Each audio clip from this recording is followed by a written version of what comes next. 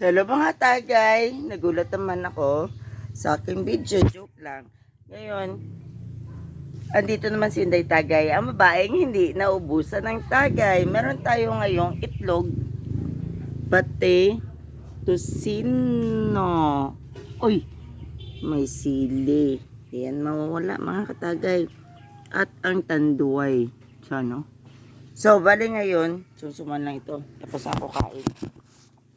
So, sumsuman ito mga katagay. Pero, pag magsusuman ako, may kanin ako. Pero kung talagang yung kanin ko mga katagay. So, mukbangan naman ito. Ito, actually, niluto ko itong itlog. Kasama na ng tusino. Bahala na siya paano niya i-calculate yung lasa niya. Tikman natin na niluto sa tusino. Tikman natin yung tusino. Pinutang ko na ito mga tagay. Baka gusto niya bayaran. Okay lang. Charos. So, pang chibugan yan. Kay hindi ako pwede mawalan ng ulam habang nagatagay. Parang kulang yung sili natin mga tagay. Wait lang. 5 minutes. 5 minutes. Matagalan kayo maghintay dyan sa tagay.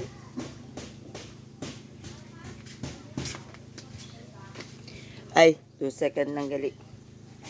So, dinagdagan ko na ng dalawang sili. Isang sili dito, isang sili dyan. Ganon. Ito latain. Yan. Latain mo para tulo sipon, tulo luha. Lahat na magtulo. Pati ang mga sa tenga nyo. Tignan nyo, hindi pa ako nakaayos ng buhok ko. Hayaan nyo na yan. So, ngayon, ang vlog natin ngayon is tagay. Hindi kainan, hindi mukbangan. Tagayan. Kay, man ko daw ito, babe. Tusino. Uy, kabitay siya mga katagay.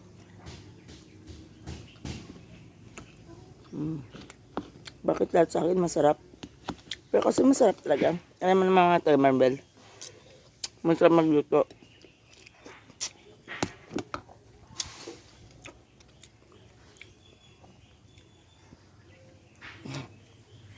Alam mo ako, mag-comment ako kung hindi masarap ang pagkaluto. Nagsabi ako na, hindi, ganyan, mapait. Pero ito talaga masarap siya.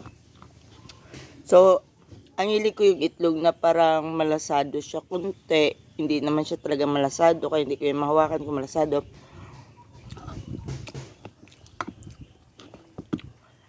Walang lasa. Lagyan sili para may lasa. Kasi laga lang yan sa mga tagay. Tusino para may kalasa siguro. Sarap ng tusino mga tagay. Ewan ko saan ito in-order ba? Harap! Sa tayo mga tagay.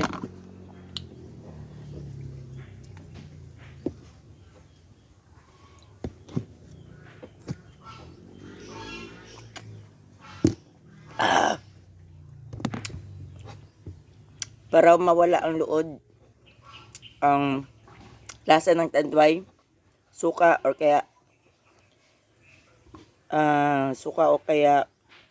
asin.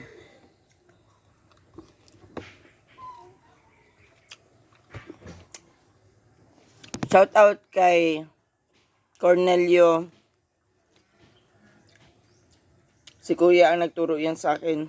Pati talagang effective. Pagkasukaan ko asin.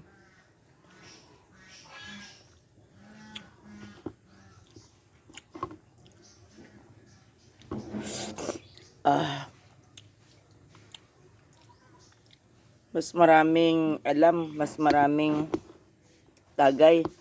Kaya kung hindi ko alam yan, mga katagay, baka pag nagsuka ako parang takot ako magtagay. Pero ngayon hindi ako natatakot magtagay. Kaya may alam na ako, pag nagsuka na ako yan, sa acid ko. Meron pa yan isa na kailangan mo inumin. Pero, kalimutan ko na yan. Pero gamot yun, hindi naman tayo nag-advertise ng gamot. So, asin, okay lang. Pero hindi ka na kailangan magbili ng gamot. Always, kailangan may attend ka sa bahay mo kung tagay ka. Parte may ilaw sa likod ko ba? Against the light ulit. Dito tayo ba? Yum. Uy, nakita na yung kapangitan ng mukha ko. Dito na lang siguro tayo sa against the light para hindi makita. Kala mo nag-makeup. Pag ganyan ang pangit.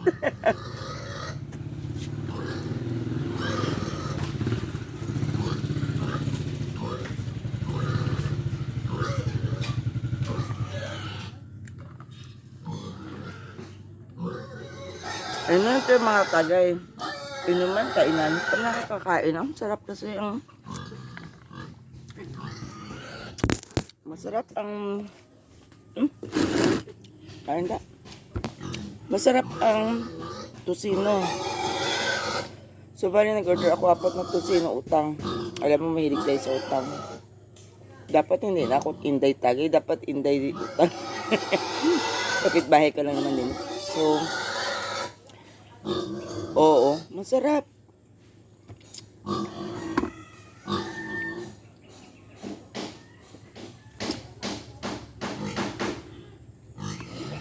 Manis. Sabayan mo pa ng sili. Mga guys, kung sino yung gagasili. Ang sili, dalawa lang yan. Vitamin C. Or mahirapan ka mag... alam mo na. Pero ako hindi man. Kung dagdag yan ng vitamins ang sili. Itlog na malasado. Suka.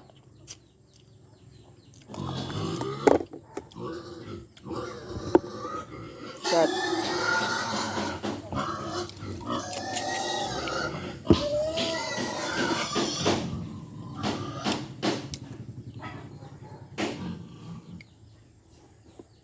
So actually, nag-try ako ng ulo ng manok kasi everyday meron dito benda ng ulo ng manok.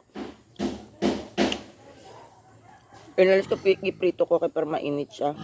Kay try natin.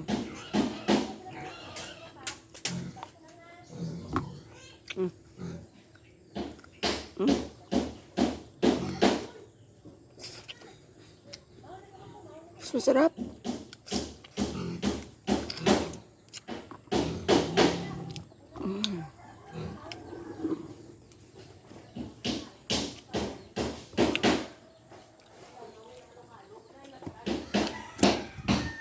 Yung mga barbecue siya, parang hindi ko siya ma-take.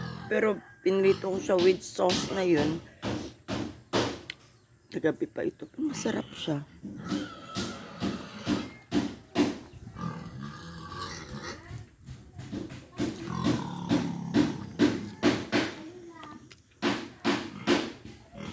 Ito dito puro puno ng kahoy. Huwag kayo magtaka kung minsan bigla ako maglingon or kuam. Pero may nakikita ko parang nakaporma na tao. Marami akong nakita nakaporma na tao dito. May third eye. Siguro ako, hindi ko alam. Na nakahiga. Tapos may mga iba na galit yung muka. Ganun. Tapos itong mukha ko nagmaga siya. Ganyan oh. Yan, hanggang dito na yan. Sobrang niya kamaga. Siguro may nasabi ako.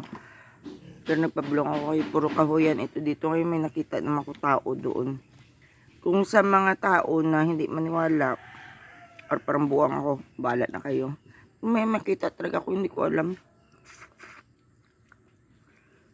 Yung sa gilid lang ng mata mo ba? Katayo, pagtingnan niya.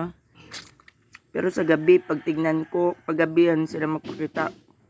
Kahit na kapilang beses mo tingin, yun lang din yung itsura nila. Parang patay na tao na nakabitay lang siya. Matanda na daan itong lugar na ito. So anyways, hindi na ako mag-istorya kahit Friday ngayon. Pati, may mapo na baka malitan pa ako. So balon-balon lang tayo. Akala mo may birthday. Hindi. Alam niyo, ang ginawa ko dyan? Uy, may mga blon. Kinuha ko na yun sa kapitbahay. Kasi binitay nila doon. So, kinuha ko eh. Dito daw tayo. Bigay maliwanag. Ang maririnig yun, ibon ko yun naghihuni. Actually, hindi ko yun ibon. Ibon nila pero inangkin ko. Kaya gusto ko siya kunin. Kaya kakit-kit niya. Kaya kakukukuk. Gahuni siya every morning. Tapos, cute siya masyado. Itlog.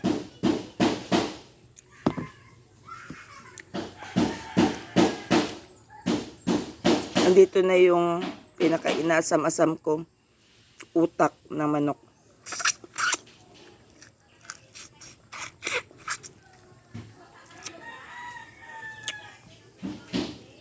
Wala ko lang kaya na utak.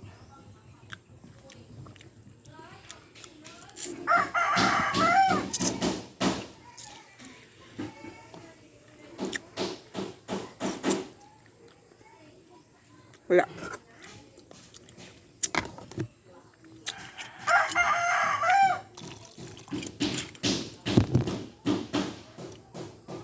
Ito sino?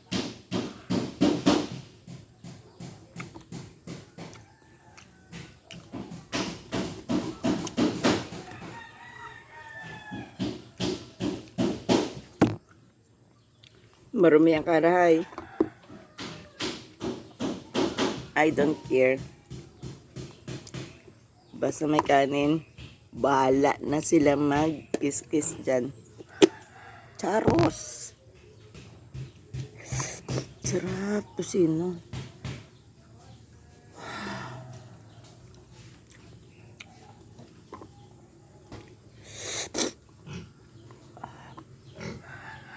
Ay, nandito pala yung utak siguro. Andito may yung kuan niya. So, dito yung utak.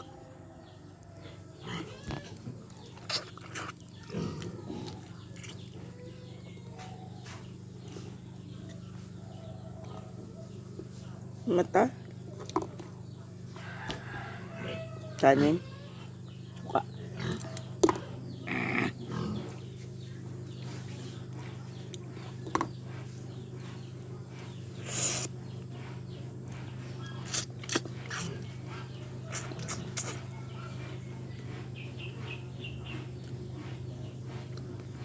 Other countries,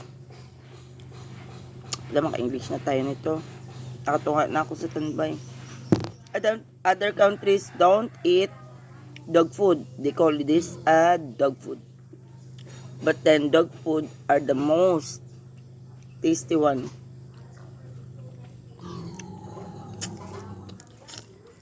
I don't eat this before, pero ngayon,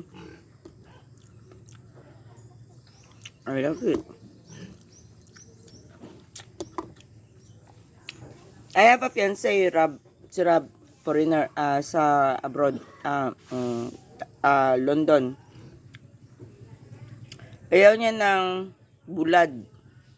If you buy bulad, you cook outside, you eat outside. But then, sabi niya, I'm turning Filipino because I love bulad. That's how Filipino works it.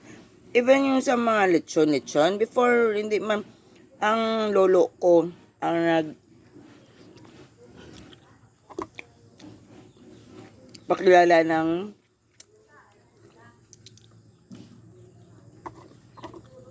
lechon before. Panahon ng pinaka-Kastila because my grandfather is a Kastila, Espanyol. And then,